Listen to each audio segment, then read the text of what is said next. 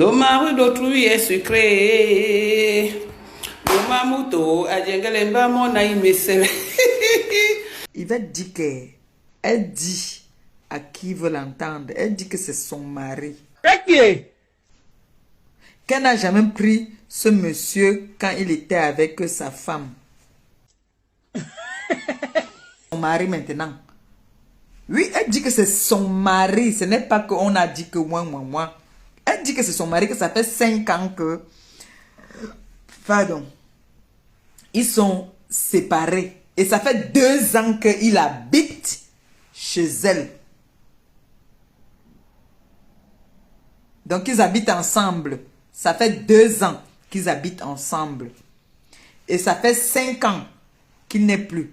Et lui, il dit derrière, il va dire que quand on a demandé qu'il vienne devenir le parrain de la petite pour son mariage, lui, il dit derrière que, il va dire qu'ils n'étaient plus ensemble. Il n'a pas trouvé intéressant de partir être témoin du mariage de la petite. Et lui, il dit derrière que pourquoi je parte faire quoi, qu'on m'empoisonne. C'est le mot qu'il a dit. Pour que je parte, on m'empoisonne. Vraiment de Dieu, il y a des choses compliquées dans ce pays. Je t'assure le père. Vraiment de Dieu, il y a des choses compliquées dans ce pays. Yvette Ngomatip a volé le mari de qui? Point d'interrogation. Toute la vérité sur l'histoire.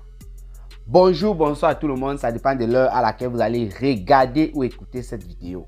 Dans cette vidéo, nous allons d'abord planter le décor. Il s'agira bien sûr de vous dire comment est-ce qu'on a fait pour en arriver là. Il s'agira tout simplement de vous raconter, de vous résumer l'histoire de cette dame parce que c'est une très longue histoire.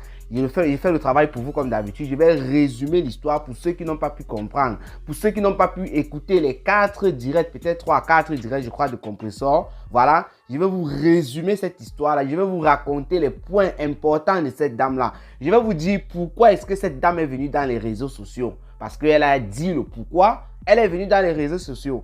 Ensuite, nous allons parler de quelques réactions des personnes qui sont passées dans le direct de Compressor, de part et d'autre.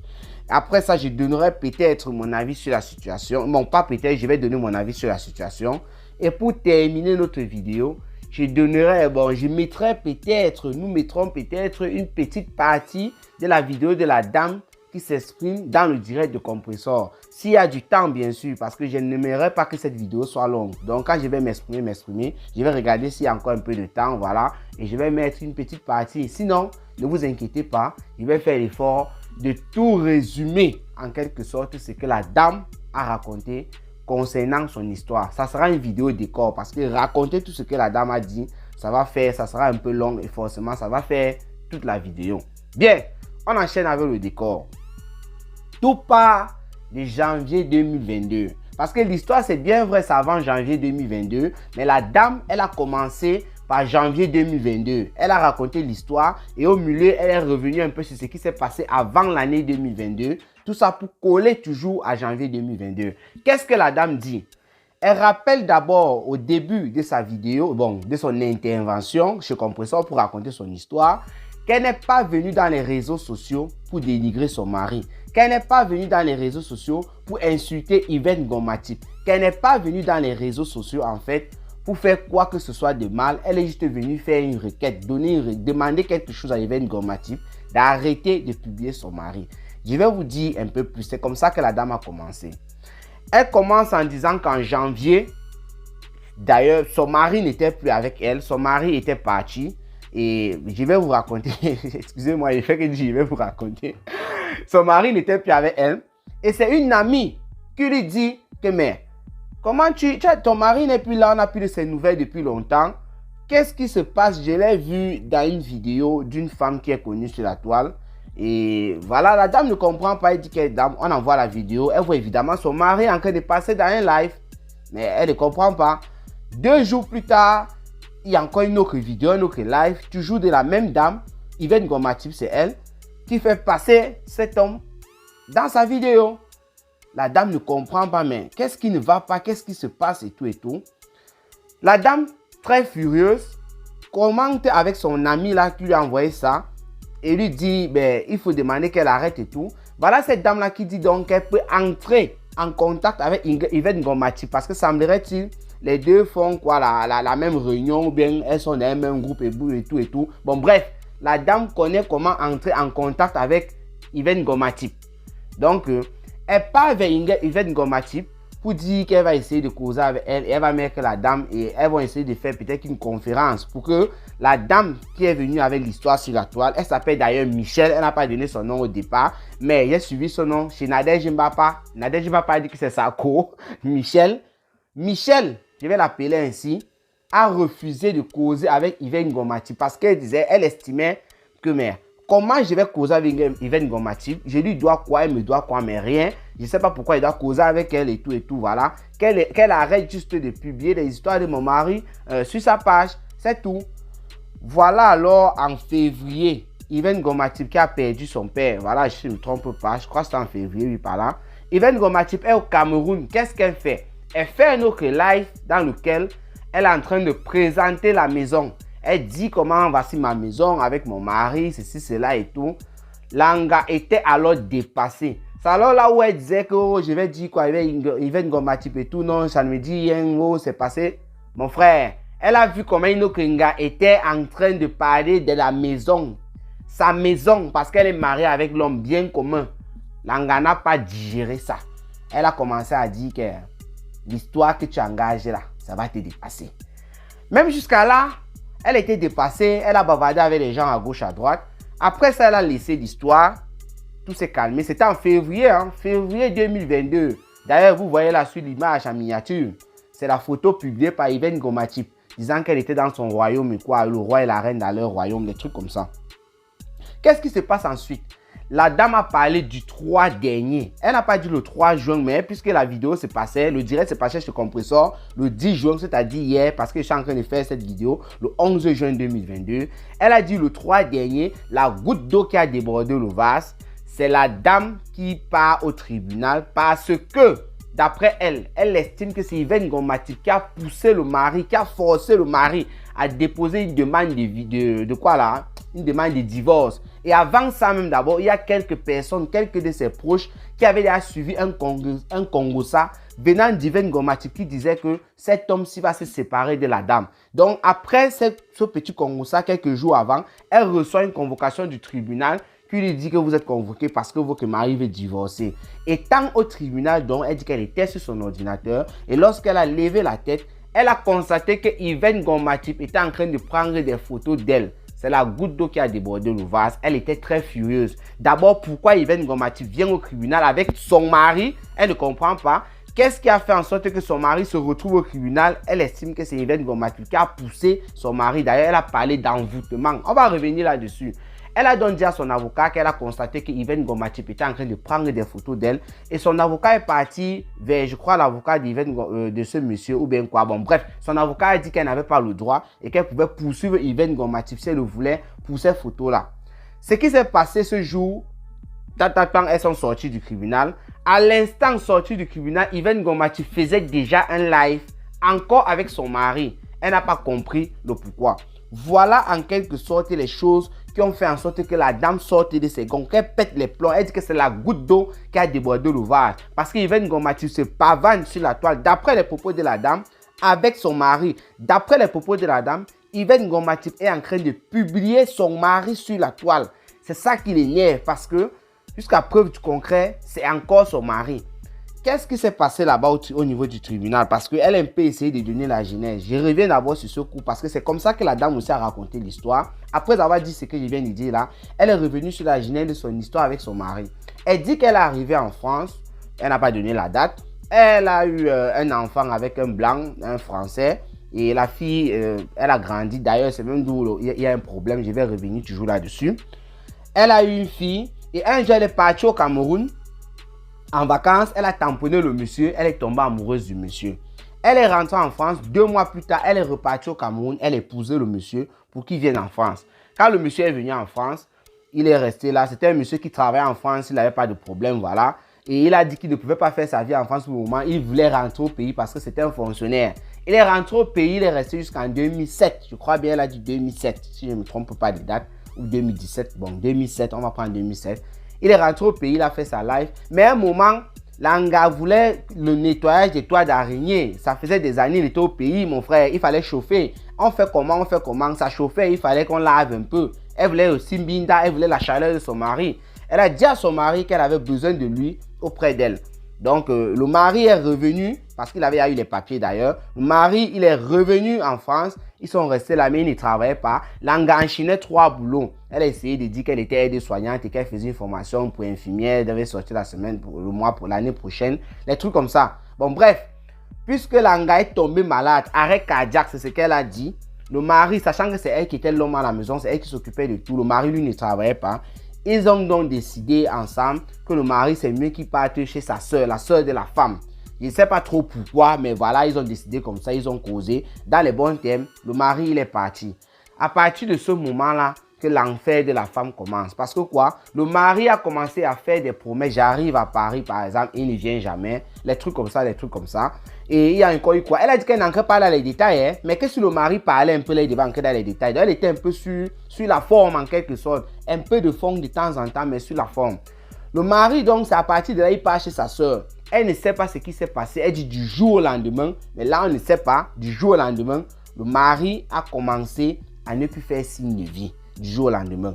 Maintenant, lui, il était convié au mariage de sa fille à elle. Parce qu'il faut aussi rappeler que la femme dit qu'elle a fait venir le fils du mari du Cameroun pour la France. Il avait 15-16 ans par là et aujourd'hui, c'est un ingénieur. C'est-à-dire, c'est son enfant, puisqu'ils étaient mariés. Donc, leurs enfants deviennent les enfants de la famille. La fille et la femme aussi, elle a sa fille. Sa fille, donc, devait se marier. Sa fille métisse, sachant qu'elle a fait l'enfant avec un blanc. On suppose que c'est une métisse, voilà. Sa fille devait se marier et c'est le mari qui était censé signer l'acte de mariage en tant que papa. Puisque le blanc, lui, d'ailleurs, ne voulait pas se marier. C'était Langa a profité pour sortir de là. Langa, d'abord, dans sa tête, avait décidé de se marier avec un noir, avec un frère du pays. Donc, le blanc qui ne voulait même pas se marier, elle a profité pour fuir par là. Voilà, c'est ce qu'il voulait dire. Qu'est-ce qui se passe donc? Le jour du mariage de sa fille bien-aimée, l'homme n'est pas venu. On attendait l'homme. Langa n'a pas compris pourquoi est-ce que l'homme n'était pas venu. Elle a appelé, la famille a téléphoné, donc ils ont eu peur que peut-être qu'il y avait un accident et tout. Et ils n'avaient pas prévenu qu'il ne venait pas. Le gars a tapé poteau. La fille était étonnée, la fille qui se mariait. Elle pleurait même d'ailleurs que mais mon papa, il joue mon chouchou. Comment est-ce qu'il n'est pas venu à mon mariage? Le plus beau jour de ma vie. À partir de cela, la dame a eu le macabre de l'homme jusqu'au dernier niveau. C'est pour ça qu'elle a décidé de ne plus faire signe à l'homme. Parce que le compresseur a posé la question de savoir est-ce que tu étais encore entré en contact avec lui après ce jour il n'était pas venu. La gars a dit jamais parce qu'elle avait son macabre pour ce jour de sa fille, de leur fille. Comment est-ce que l'homme peut faire ça? Et d'après ces enquêtes qu'elle a menées, elle a découvert que ce jour de mariage, le monsieur était dans une binda pas possible, dans le camping-car de Tata Liane Menge. Bon bref, je ne sais pas si c'était en train de binda. Moi, je dis ça aussi pour dire. Mais en fait, le monsieur était en bonne compagnie. Peut-être en sang calé, mais il était dans le camping-car. Il avait loué le camping-car de Tata Liane Menge. C'est ce qu'elle a dit, puisque le nom d'Abomous est sorti là-bas et les gens ont commencé à crier. Oh, les gens qui n'aiment pas Abomous ont commencé à profiter de l'occasion. Oh, je vais revenir là-dessus. Donc, le monsieur était là-bas.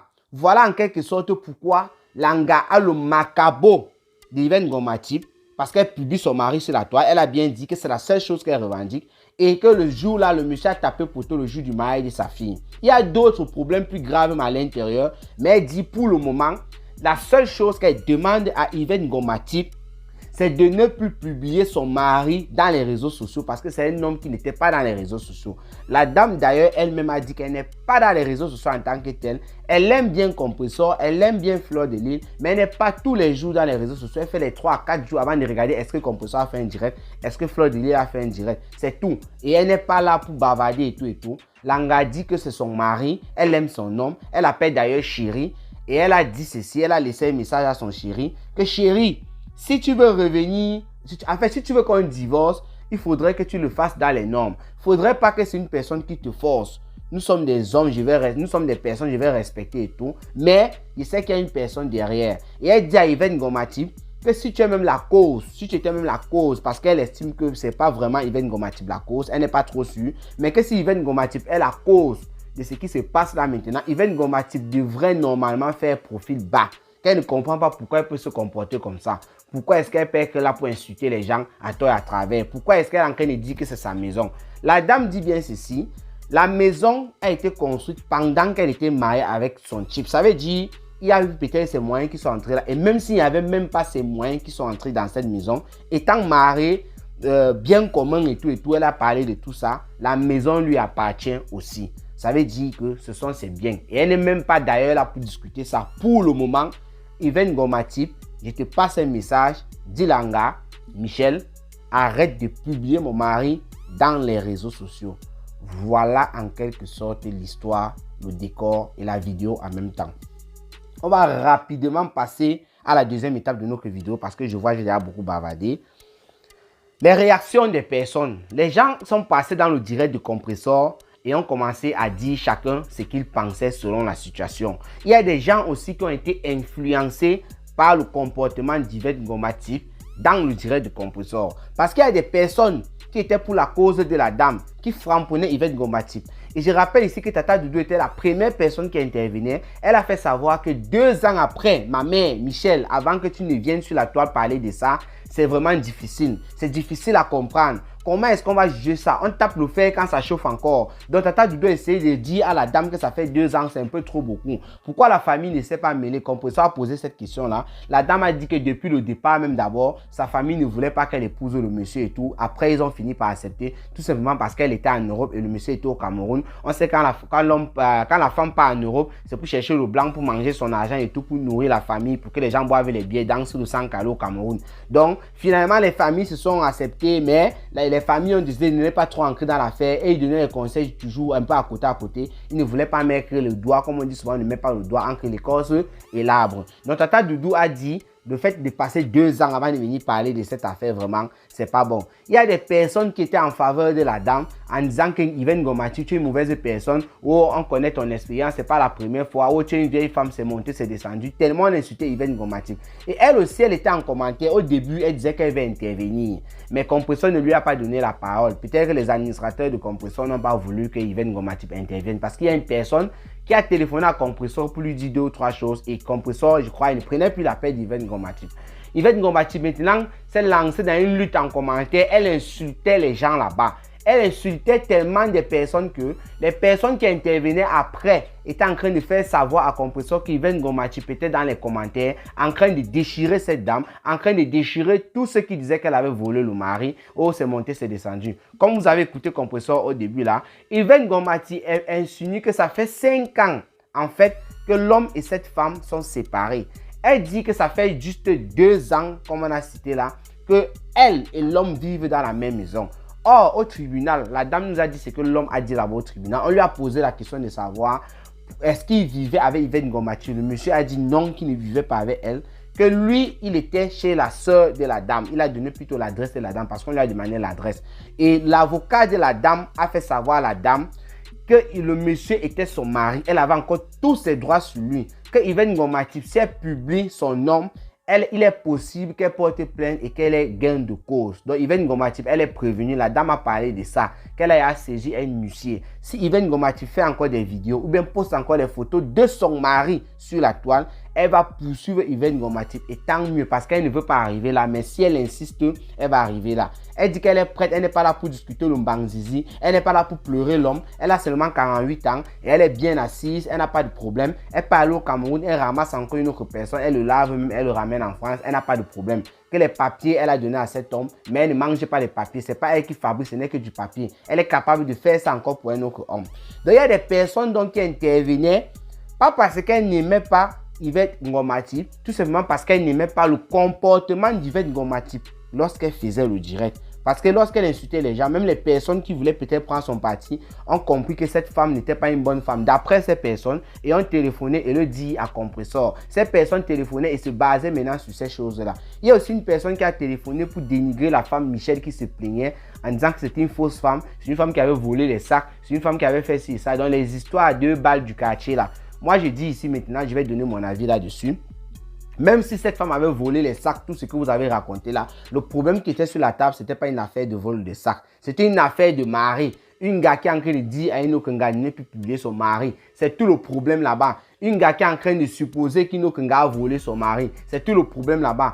L'autre gars, Yvette Ngoma Tip, qui suppose qu'elle n'a pas volé le mari. C'est tout le problème là-bas. Donc pour moi, Compressor, j'aime d'ailleurs laisser un message à Compressor parce qu'à appeler c'était difficile. Et j'ai écouté son message aussi, elle m'a répondu après, elle voulait faire passer mon audio. Le but c'était qu'elle passe mon audio dans ses directs. Mais bon, moi je disais que dans les affaires, c'est la plupart du temps, quand tu écoutes une partie, quand quelqu'un vient se plaindre, même si ce n'est pas l'affaire de la femme-ci, dans la vie active, quand quelqu'un vient vers vous se plaindre, vous êtes au courant, la personne va toujours, quand quelqu'un vient se plaindre, la personne va toujours raconter l'histoire à sa faveur. Vrai ou faux, vous êtes témoin, vous savez que ce que je suis en train de dire là est vrai. Une manière de dire que la dame qui est partie se plaindre chez Compressor, forcément elle va raconter l'histoire à sa faveur. Même si c'est qui, c'est comme ça. Et maintenant, Yvette Ngoma Tip, même si c'est elle qui venait raconter l'histoire chez Compressor, elle devait raconter l'histoire toujours à sa faveur. C'est pour dire que, pour donner son avis, pour véritablement donner un avis, il faut écouter d'abord les deux parties. Quand vous écoutez les deux parties, maintenant vous posez les questions. Par exemple, la femme parle de 2 ans de séparation. Yvette Ngoma Tip dit que ça fait déjà 5 ans. Quand c'est comme ça, il faut poser des questions. Et la femme a dit qu'il y a plus de détails qu'elle peut donner sur ça, mais elle ne veut pas pour le moment. Concernant maintenant Abomos, Tata Liliane Menge. Moi, je ne connais pas si Tata Liliane Menge a participé à cette affaire du genre, oui, vas-y, fonce sur le mari de Crueux et tout et tout. Non, on n'a pas parlé de ça. La dame n'a pas mal parlé de Liliane Menge. Je fais comme ça référence à Nadège Mbapa qui ne s'entend pas avec Liliane Menge. Comme elle a entendu le nom de Liliane Menge dans l'affaire, a déjà commencé à bondir et dit comment elle va framponner Liliane Menge et tout, machin, truc et tout. Non, ce n'est pas là le sujet, Nadège Mbapa. Je profite pour dire que Liliane Menge, j'ai même d'avoir vérifié sa page. On dit qu'elle a fait un direct. Moi, je n'ai pas vu. J'ai regardé, j'ai vu ce qu'elle écrit. Liliane Menge a un camping-car ici depuis 1 an. Elle fait la publicité de ça depuis. Antoine Bachot fait la publicité de ça ici depuis. Elle a bien dit que son camping-car est en location. Si vous partez voler les maris, si vous partez voler les gars, vous faites ce que vous voulez. Vous venez louer le camping-car. Elle ne cherche pas à savoir si tu as volé le mari ou pas. D'ailleurs, est-ce que tu vas venir lui dire que tu as volé le mari? Elle est là pour louer son camping-car. Même si il y a une affaire sur la toile, comme nous sommes en train de parler là, et qu'elle engage encore louer avec le même mari. Moi, Liliane Menge, c'est mon camping-car, je cherche l'argent, je vais louer. Parce que je ne suis pas dans vos histoires, vos problèmes de Facebook. Mon problème, c'est de louer mon camping-car pour me faire de l'argent. Je ne suis pas en train de distinguer qui a un binda qui avant de louer le camping-car. C'est de ça qu'il s'agit. Donc, les gens qui ont les problèmes, par exemple, avec Liliane Menge, attendez, c'est les citer négativement dans cette affaire. C'est la participer dans cette affaire. Je vous rassure que même moi, quand mon Afrique Japan, même moi aussi, je vais venir dire, je ne suis pas d'accord avec ce que tu as fait là, tant. Mais pour le moment, tout ce que la dame a entendu, c'est une manière de dire qu'elle a eu mal. De voir que son mari, de savoir plutôt, je voulais dire, que son mari, au lieu de venir signer l'acte de mariage de sa fille, le jour le plus important de sa fille, elle a plutôt, d'après ses enquêtes qu'elle a menées, elle a plutôt su que son mari était dans un camping-car avec une dame. Ça pouvait être un camping-car qui n'était pas Liliane Menge. Ça pouvait être dans un hôtel. Bon, bref, comme c'est Liliane Menge, c'est une personne aussi qui est connue sur la toile et c'est même l'ami d'Yvette Ngoma Tip. Donc, elle a dit ça comme ça là et d'autres personnes sont en train de prendre comme si Liliane Menge était dans l'affaire et tout et tout. Il faut arrêter ça. Elle a loué son camping-car. Pour le moment, c'est la seule chose qu'on connaît. Donc, le mari était là-bas et la dame a mal de savoir que pendant qu'on doit signer l'acte de la fille, toi, tu es en train de binda, tu es dans un sans caleçon de l'autre côté. C'est de ça qu'il s'agit. Donc, voilà en quelque sorte ce que je peux dire sur l'affaire. Je crois que j'ai beaucoup bavardé. Il n'y aura plus de temps pour mettre la petite vidéo de la dame. Comme je vous ai dit, s'il y avait un peu beaucoup de temps là, s'il y avait le temps, je devais le mettre. Donc, je devais la mettre cette vidéo, je vous l'ai dit. Donc, j'espère que je vous ai mis un peu à jour. J'ai résumé tout ce que la dame a dit. Parce qu'elle est revenue encore dans le direct de Compressor après. Mais c'était pour répondre aux insultes d'Yvette Ngoma Tip et tout. Ça allait un peu dans tous les sens. En attendant, peut-être qu'une sortie d'Yvette Ngoma Tip, à l'heure qu'ils sont en train de faire cette vidéo, je ne sais pas si elle est déjà sortie. Portez-vous bien et rendez-vous pour les prochaines vidéos. Je rappelle ici que la veuve Joël a déjà fait un direct pour framponner la dame en supportant Yvette Ngoma Tip. Parce qu'on se rappelle sur la toile ici dernièrement, la veuve Joël qui filmait Yvette Ngoma Tip, il y avait cet homme et elle disait que c'est le mari de quelqu'un.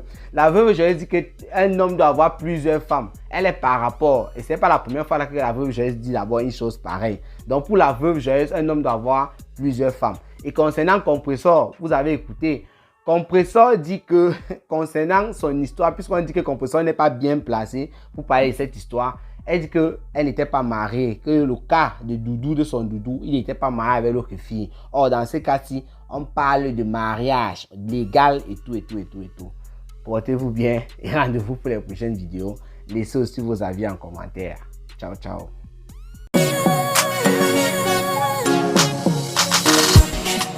Prends-moi dans tes bras, my love, my love. J'ai besoin de toi.